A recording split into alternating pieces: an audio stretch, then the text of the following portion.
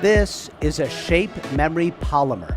Heat it up and it curls in on itself. Cool it down and it resumes its original shape. They have lots of different looks, but they all work on the same principle.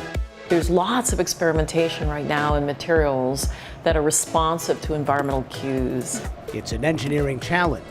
With support from the National Science Foundation, a multidisciplinary team of scientists at Texas A&M University are working to make buildings more energy efficient. This is something that is a new field, it's very cutting edge, and these materials are being developed on a daily basis. They're using nature-inspired design and new materials to create what are called smart building skins.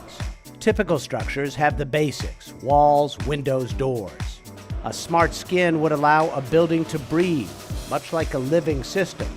For engineer Zofia Rybkovsky, the idea goes all the way back to an undergraduate biology class. I remember my professor drawing essentially this beautiful leaf and talking about stomata, and this idea that on the underside of the leaves we have these pretty much microscopic openings. So-called guard cells surround those openings, plumping up and pulling them wide in wet conditions, shriveling up and pinching shut in dry ones. An elegant design for sure, one she remembered later as an engineer with a strong interest in architecture. It got her thinking. Can we start to create a system that is sort of self-regulated based on the properties of the materials themselves, the inherent properties of the materials themselves? These shape memory polymers are the brainchild of Maryam Mansouri. She and the team mix up a chemical cocktail that they bake into wood. The new composite material not only takes on and holds a precise shape, but it changes its shape in response to different environmental conditions. So these factors can be heat, can be light, and they react to that. They activate on their own. No one has to switch them on or off. When it's hot, we want the building skin be open to absorb air. And when it's cold, we want it closed, without using external mechanical devices or electrical devices. They're working on other approaches here too. Architect Negar Kalantar is harnessing the power of 3D printers to fabricate blocks like these.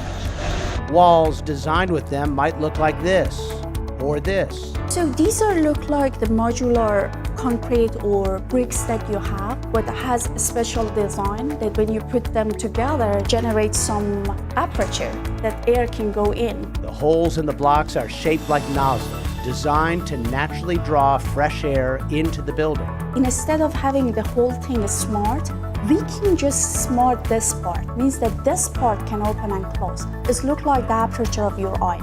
That's a small aperture can open and close the whole system. But what are the most efficient shapes for the holes? They're putting a lot of work into that and testing many designs.